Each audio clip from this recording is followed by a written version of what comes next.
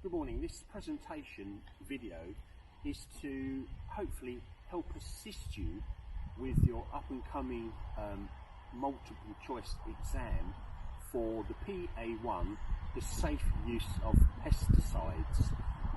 And we're talking about the theory aspects of the qualification, and the qualification is for a certificate of competence for you as a user to be able to use handheld applicators. There'll be a couple of short videos, but the first one I want to just embed your knowledge that you have already and look at some real life scenarios. It may be that you've not used many particular products, in brackets pesticides, but I always want also want you to think about pesticides as herbicides as well.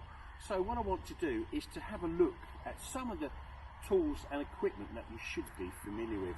So first of all, I've got 4 spot application. We use this one for spot application, and the reason I've shown you this is we need to reduce how much of the product that we use, and so if we spot treat weeds within paths and things like that, this is a perfect applicator, and so you can calibrate this to reduce the amounts of concentrate that you're using within a set area.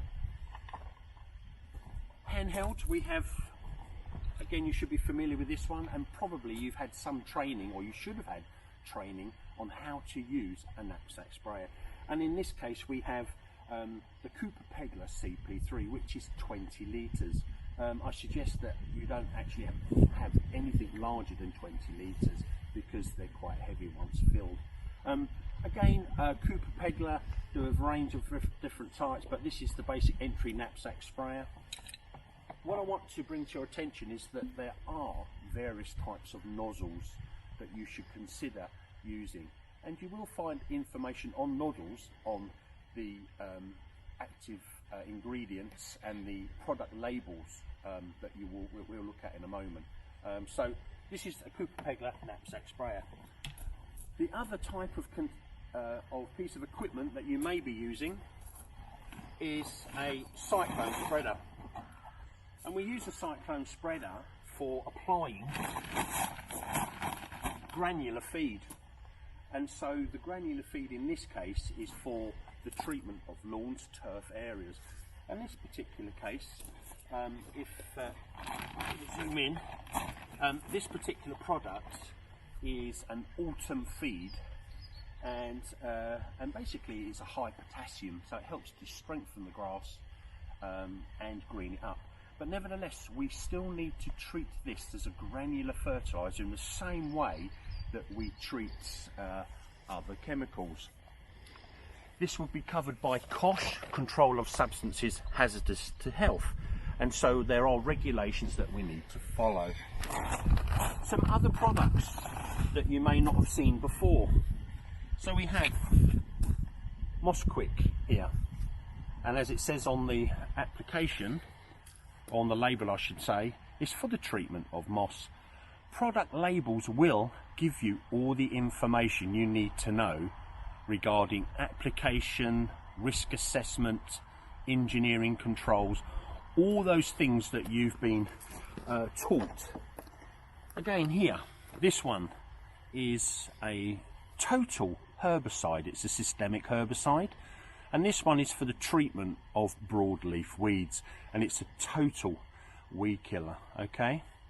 And then also we have this one here. So the other one was high active.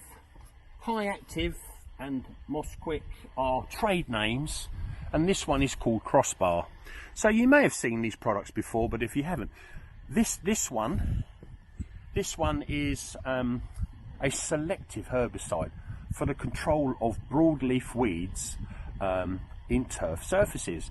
So again, the product label will have all the information that you need to know to think about PPE, calibration, quantities, environmental controls, and all those things that you're familiar with that you should be able to answer questions on in the exam. So Thinking about your exam. The exam is a multiple choice exam, and from previous examples it tends to be 1 hour, and it can be up to a maximum of 32 questions. And I'm sure you are familiar with the multiple choice, but what I want to say to you is take the time when you're reading the questions to read them a couple of times.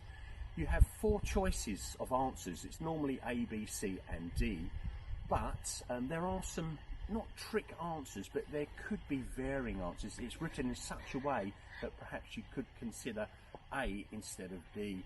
So, but you do need to be careful. Think about the time, the duration, how long you've got within the exam to answer all the questions. Prior to the exam, make sure that you allow enough time to get where you need to be, and it's always really useful to actually spend some time quietly somewhere instead of getting involved in a rowdy conversation with some